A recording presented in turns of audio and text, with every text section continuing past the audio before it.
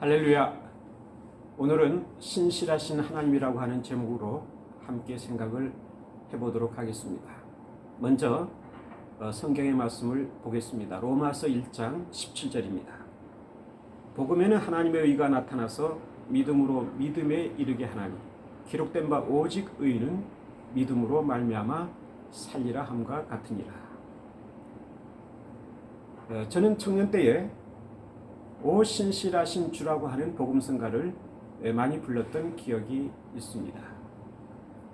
특히 그때에 신실하다고 하는 말이 어떠한 의미인지 알고 싶어서 국어 사전을 찾아보았던 적도 있습니다. 아마도 국어 사전에는 믿음성 있고 착실하다 하는 그러한 뜻으로 되어 있을 것이라고 생각을 합니다. 달리 표현한다면은 믿었다, 믿음직스럽다 이렇게 말을 할 수 있을 것입니다. 그러나 이러한 뜻에 만족을 할 수가 없었습니다. 저는 신학을 하는 과정에 있어서도 이 신실하고 하는 뜻이 과연 어떠한 의미를 갖고 있는지 계속적으로 탐구를 했던 적이 있습니다. 그러나 만족스러운 답을 얻지 못하고 있었습니다. 그런데 일본에서 유학을 하는 동안에 저는 박사과정을 독일로 옮겨서 하려고 하는 계획을 가졌던 적이 있습니다.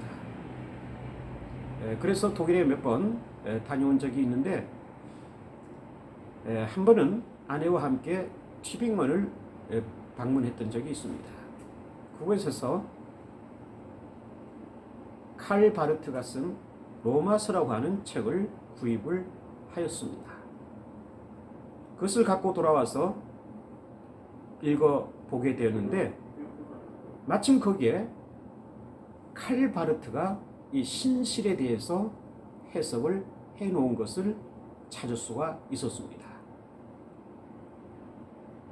오늘 읽어드린 말씀에 보시면은 믿음에서 믿음에 이르게 한다 이렇게 되어 있는데 이것을 다르게 표현하면 신앙에서 신앙에 이르게 한다 이렇게 할 수가 있는데 칼바르트는 이것을 신실에서 신앙에 이른다 이렇게 번역을 하고 있습니다. 이 신실이라고 하는 것은 독일어로 트로이어라고 합니다. 칼바르트는 이 트로이어라고 하는 단어를 쓰고 있습니다. 신실에서 신앙으로 이른다 이렇게 표현을 하고 있는 것이죠. 그러면서 그는 이 로마서 1장 17절의 마지막 부분에서 신실에 대해서 해석을 합니다. 그의 해석을 보면은 이렇게 되어 있습니다. 하나님의 신실이라고 하는 것은 하나님께서 전적 타자로서 거룩한 자로서 우리에게 나타나셔서 우리가 도망칠 수 없는 방식으로 우리의 뒤를 쫓아오시는 것이다. 이 쫓아온다고 하는 말을 독일어로는 나우게헌이라고 하는 말을 쓰고 있습니다. 우리의 뒤를 계속해서 추적해 오는 것을 뜻합니다. 저는 이러한 바르트의 해석을 가지고 나름대로 하나님의 신실을 이렇게 생각을 해봅니다. 즉 하나님의 변함없으신 사랑의 모습이다. 불변하시는 사랑을 가지시고 우리에게 계속적으로 다가오시는 그러한 하나님의 속성 이것이야말로 하나님의 신실이 아닌가 생각을 해봅니다. 저희 집사람에 대해서 잠깐 말씀을 드리려고 합니다. 저희 집사람은 아주 순수하고 순진하며 순종을 잘하는 그러한 자태를 지닌 여자라고 할 수가 있습니다. 저는 조선시대의 여자라고 표현을 합니다. 아직까지 귀걸이를 해본 적도 없습니다. 어떻게 보면은 나무랄 데 없고 흠잡을 데 없는 그러한 성품을 지닌 여자라고 할 수가 있습니다. 그렇기 때문에 저도 아내를 존경하고 아내에게 순종하면서 살아가려고 노력을 하고 있습니다. 그러나 여기서만 말씀을 드립니다마는 저는 우리 집사람에게 한 가지 못마땅한 게 있습니다. 이것만은 고쳐줬으면 좋겠다 하는 그러한 바람이라고 할 수가 있습니다.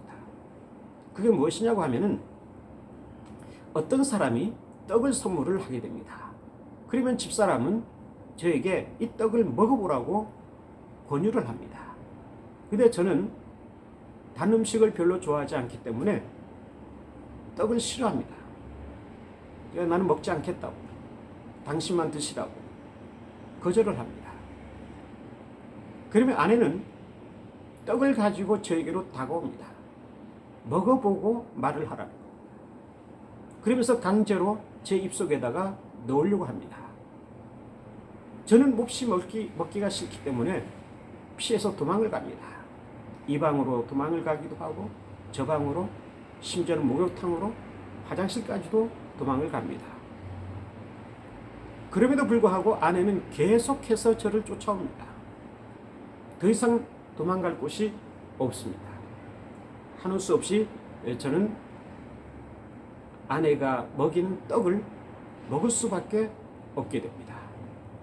그러한 장면이 우리의 삶 가운데서는 종종 벌어지곤 합니다. 근데 저는 어느 날 이러한 아내의 모습을 통해서 하나님의 신실이라고 하는 단어를 신학적으로 생각을 하게 되었습니다. 옳다. 하나님의 신실이 바로 이러한 것이구나. 즉 내가 먹고 싶어 하지 않더라도, 먹기 싫다 하더라도 아내가 계속해서 나의 들을 쫓아오면서 먹여주려고 하는 이러한 모습, 이것이 바로 하나님의 신실을 나타내는 하나의 표현이 아닌가, 이런 생각을 하게 된 것입니다. 하나님께서는 바로 그러한 분이십니다. 하나님은 은혜의 떡을 가지시고 우리에게 쫓아오십니다. 우리의 뒤를 지속적으로 달려오시는 분이십니다. 우리가 먹기 싫어하는 가운데 있다 할지라도, 우리가 거절하려고 할지라도, 오히려 하나님을 배역하고 배반한다 할지라도 하나님께서는 계속해서 우리의 들을 따라오시면서 우리에게 은혜의 떡을 먹이려고 합니다. 이것이 바로 하나님의 신실이 아니겠습니까? 다시 말하면 하나님의 신실은 우리를 버리는 적이 없다고 하는 것입니다. 결코 버리지 않는다고 하는 것입니다. 그 사랑에는 변함이 없습니다. 우리가 실패의 늪 속에서 망신창이가 되어 있다 할지라도, 숱한 시련과 역경 가운데서 더 이상 재기할 수 없는 상태에 놓여 있다 할지라도, 심지어는 온갖 죄를 범하여서 더 이상 하나님 앞에 설 수 없는, 면목이 없는 그러한 존재로 전락이 되어 있다 할지라도, 하물며 하나님의 음성이 듣기 싫어서 이곳저곳으로 피해서 도망을 다니다 할지라도 하나님께서는 결코 우리를 버리지 않으신다고 하는 것입니다. 우리가 있는 그곳에 하나님께서도 함께 계십니다.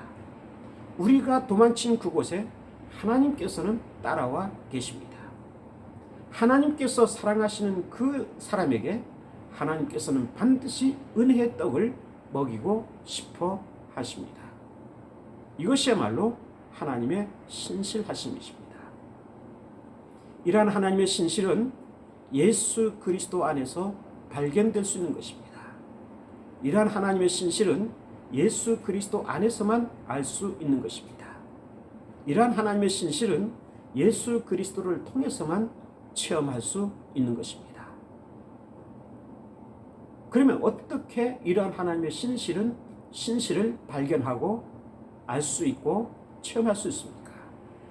그것은 우리가 하나님의 신실에 응답할 때 가능한 것입니다.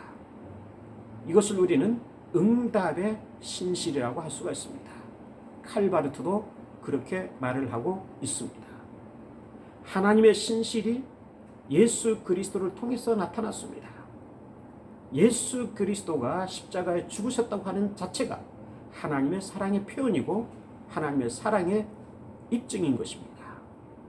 하나님의 신실하심을 그대로 나타내는 사건이라고 할 수가 있습니다. 따라서 우리가 예수 그리스도 안에서 하나님의 이러한 신실에 응답할 때에 우리는 하나님께 대해서 신뢰의 모습으로 나타날 수가 있고 하나님께 신실의 모습으로 다가설 수 있는 것입니다. 하나님의 신실은 오늘도 하나의 사건으로 우리에게 다가오고 있습니다.